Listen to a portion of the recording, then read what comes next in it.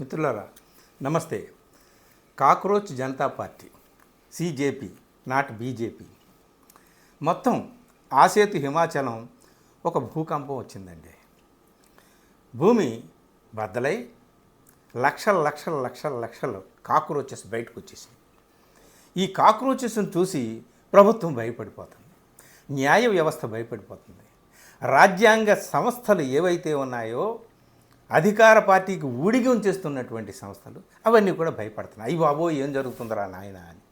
Cockroaches ఎవరో కాదండి, ఈ దేశపు యువత, ఈ దేశపు యువ రక్తం. కేవలం ఒకే ఒక్క మాట CJI chief justice of India, భారతదేశపు అత్యున్నత న్యాయస్థానం యొక్క అత్యున్నత న్యాయమూర్తి ఒకే ఒక్క కామెంట్, స్వీపింగ్ కామెంట్ చేశాడు. ఈ యువకుల్ని కాక్రోచెస్, పరాన్నజీవులు, వీళ్ళు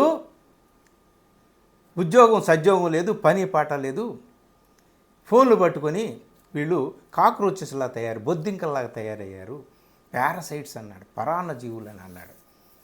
అంటే వీళ్ళు యాక్టివిస్టులుగా మారుతున్నారు, సోషల్ మీడియాలో అనేక ప్లాట్ఫామ్స్లో యాక్టివిస్టులుగా మారుతున్నారు, వేరే రకాల యాక్టివిస్టులుగా మారుతున్నారు, ఆర్టీఐ యాక్టివిస్టులుగా మారుతున్నారు. వీళ్ళందరూ ఏమో సిస్టమ్ని ప్రశ్నిస్తున్నారు, ప్రభుత్వాన్ని ప్రశ్నిస్తున్నారు, వీళ్ళకి పని పాటు లేదు, దే ఆర్ పారాసైట్, కాక్రోచెస్ అన్నారండి.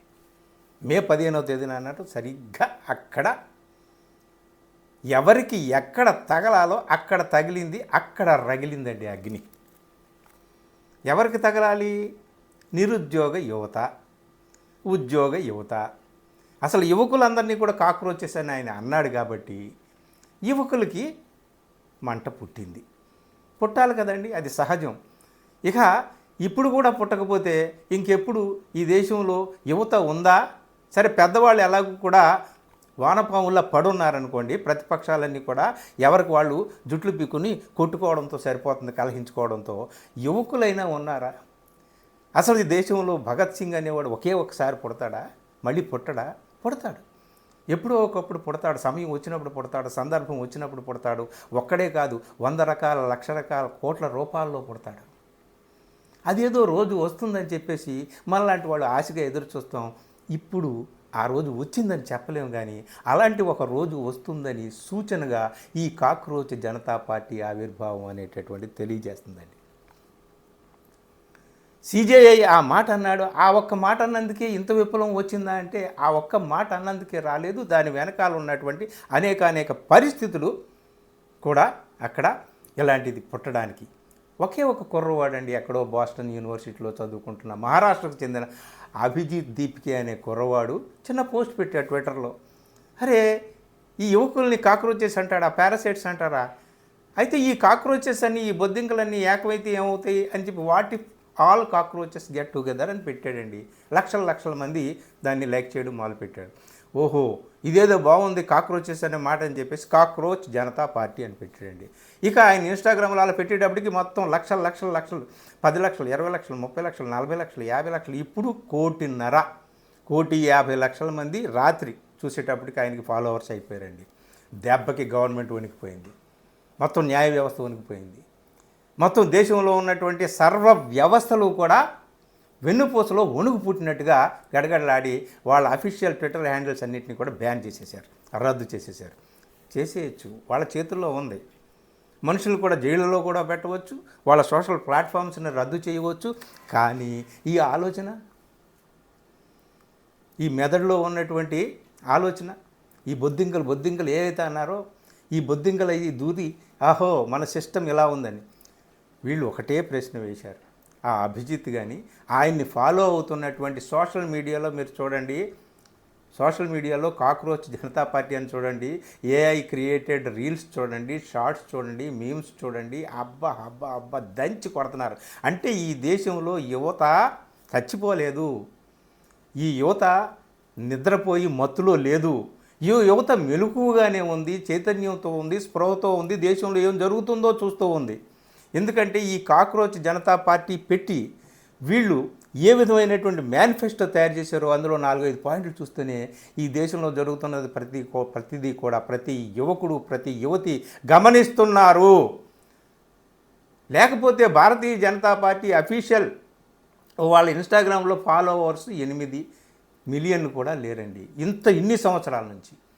కాంగ్రెస్ పార్టీ అఫీషియల్ ఇన్స్టాగ్రామ్ వాళ్ళ ఫాలోవర్స్ 6-7 మిలియన్లు కూడా లేరండి. కేవలం 4-5 రోజుల్లోనే 1,50,00,000 మంది ఫాలోవర్సు ఈ కాక్రోచ్ జనతా పార్టీకి ఎందుకు వచ్చారు, అభిజిత్ దీపికే అనే కుర్రవాడికి ఎందుకు వచ్చారు చెప్పమనండి. ఎందుకంటే వీళ్ళు ఈ ఉద్యోగం సద్యోగం లేనటువంటి వాళ్ళందరినీ కూడా లేజీ ఫెలోస్ అని కాక్రోచెస్ అని అన్నారే. మీరు ఈ కాక్రోచెస్ ఎక్కడ పుడతాయి? ఫిల్దీ అట్మాస్ఫియర్లో పడతాయి. మురికి కోపం నుంచి, నరక కోపం నుంచి, మకిలి పెట్టినటువంటి, మురికి పెట్టినటువంటి ఈ వ్యవస్థ నుంచి పడతాయి. సో ఈ వ్యవస్థని తయారు చేసింది ఎవరు?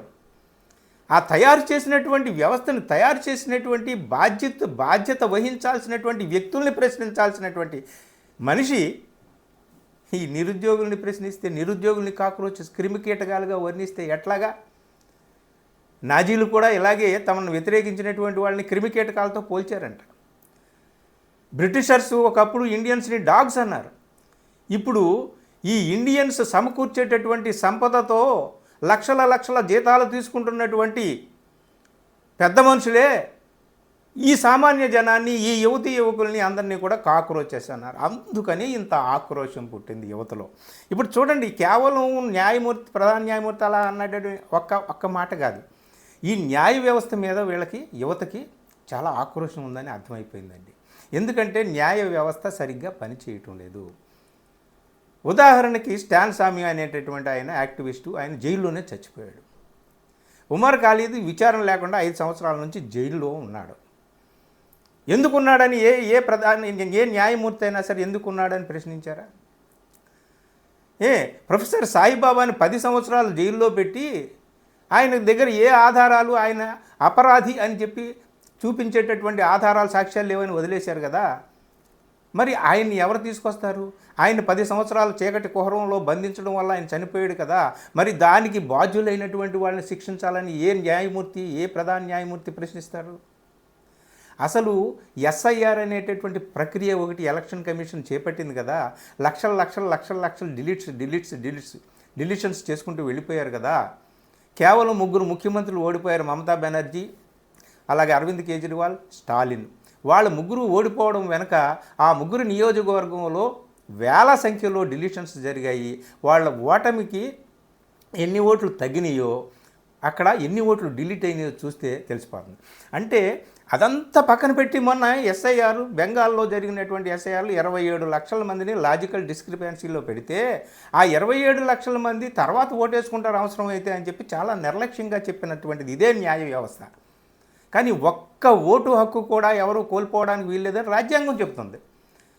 మరి ఇంత నిర్లక్ష్యంగా ఉన్నటువంటి న్యాయ వ్యవస్థ ఎవరికి ఊడిగం చేస్తున్నట్టు? అందుకనే వీళ్ళు ఒక బ్రహ్మాండమైనటువంటి మేనిఫెస్టో తయారు చేశారండి. ఈ కాక్రోచ్ జనతా పార్టీ మేనిఫెస్టోలో అతి కీలకమైనది ఫస్ట్ పాయింటే, ఈ chief justice of India retire అయిన తర్వాత ఆయనకి రాజ్యసభ సీటు ఇవ్వకూడదు.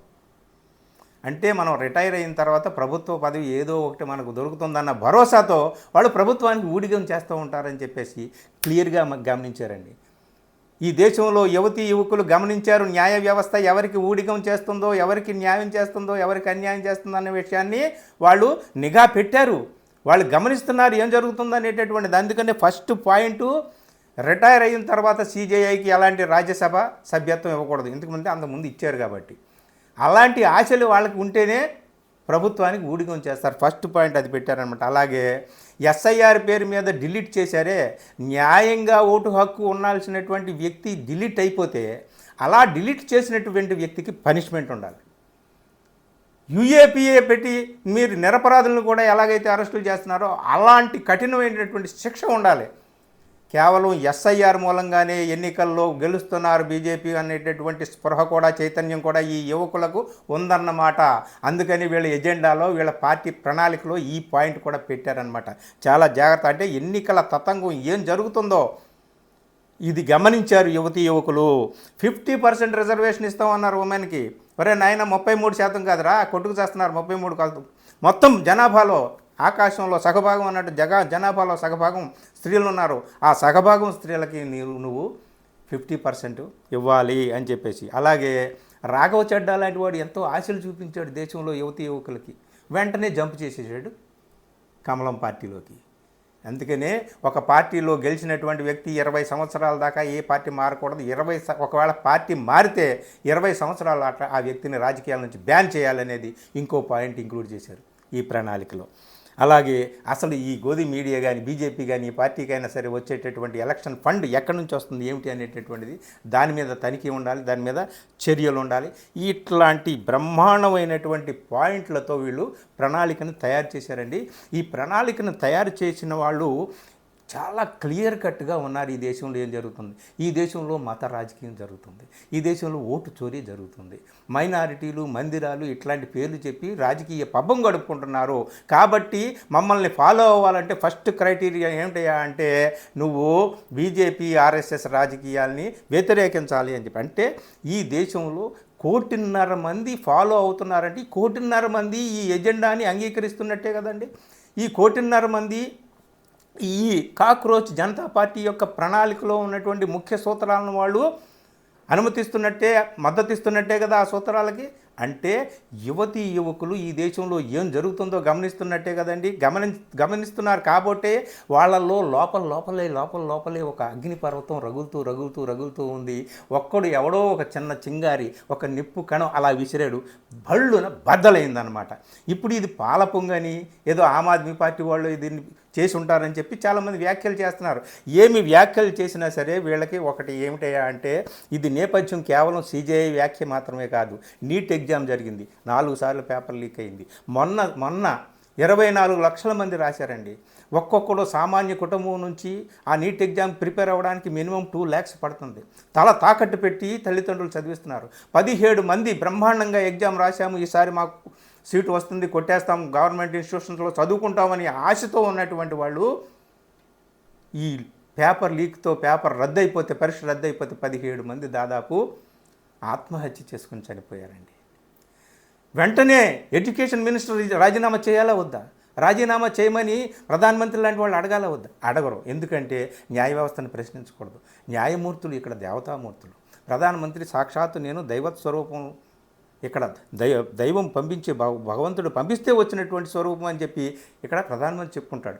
ఆయన కింద ఉన్నటువంటి మంత్రివర్గ సహచరులు అందరూ కూడా ఆయన అంశతో ఉన్నటువంటి వాళ్ళే కదా. మనం ఎవరిని కూడా ప్రశ్నించకూడదు. ప్రశ్నిస్తే జైళ్ళలోకి వెళ్ళిపోతాం. సోషల్ మీడియా మీ ప్లాట్ఫామ్స్ అన్నీ కూడా రద్దు అయిపోతాయి, బ్యాన్ అయిపోతాయి, క్యాన్సిల్ అయిపోతాయి, ఏమైనా అయిపోతాయి అన్నమాట.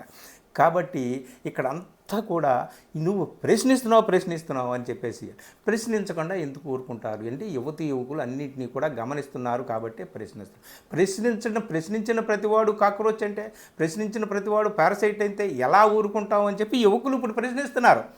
ఈ దేశంలో ఆర్థిక పరిస్థితి ఎలా ఉంది అంటే 15 సంవత్సరాలుగా సగటు ఆదాయం, భారతీయ పౌరుడి సగటు ఆదాయం మాత్రం పెరగలేదు. అదానీ అంబానీ లాంటి కార్పొరేట్ల ఆదాయాలు 10 రెట్లు 100 రెట్లు పెరిగిపోయాయి. ఇది ఇప్పుడు రూపాయి విలువ డాలర్కి రూపాయి విలువ 100 రూపాయలు దాటిపోయేటటువంటి పరిస్థితి ఉంది. అలాగ దాటిపోతే పెట్రోల్ కొనలేం, డీజిల్ కొనలేం, గ్యాస్ కొనలేం, కార్లు కొనలేం, ఫోన్లు కొనలేం, ల్యాప్టాప్లు కొనలేం, కంప్యూటర్ కొనలేం, టీవీలు కొనలేం, ఏమీ కొనలేము. గడ్డు కాలం వచ్చేస్తుంది, సంక్షోభం వస్తుంది అని చెప్పేసి ఆర్థికవేత్తలు హెచ్చరిస్తున్నారు. ఒక పక్కనేమో డబ్బా వాయించేస్తున్నారు. ఈ గోధి మీడియా లాంటి వాళ్ళు అబ్బా హాహా ఓహో అని చెప్పేసి వాయించేస్తున్నారు. వీటిని కూడా గమనిస్తున్నారు యువతీ యువకులు. ఇప్పుడు ప్రస్తుతం ఇదేదో పాలపొంగులా వచ్చి చల్లారిపోయినప్పటికీ కూడా ఇంత మంది 3-4 రోజుల్లోనే 1.5 మంది యువతీ యువకులు ఒక్క ప్లాట్ఫామ్ మీదకి వచ్చి అవును yes I'm cockroach I'm parasite అని చెప్పేసి వాళ్ళు ముందుకొచ్చి ఈ ఉద్యమాన్ని నిర్వహిస్తున్నారంటే తప్పనిసరిగా భగత్ సింగ్ అనేటటువంటి వాడు ఒకసారి పుట్టడు, అనేక సార్లు అనేక సందర్భాల్లో అనేక కాలాల్లో అనేక రూపాల్లో పుడతాడు. ఎప్పుడో ఒకప్పుడు పాపం బళ్ళున బద్దలవుతుంది. ఇదిగో అగ్నిపర్వతంలో ఉన్నటువంటి యువత ఇప్పుడు ఈ రూపంలో బద్దలైంది. ఇప్పుడు ఇది చల్లారిన ఎప్పుడో ఒకప్పుడు నిజంగా అగ్నిపర్వతం బద్దలవుతుంది. అది నేపాల్లో జన్జీ కావచ్చు, లేదా బంగ్లాదేశ్లో జన్జీ కావచ్చు, శ్రీలంకలో జన్జీ కావచ్చు, అదేం కాదు భారతదేశంలో కూడా జన్జీ ఉంది.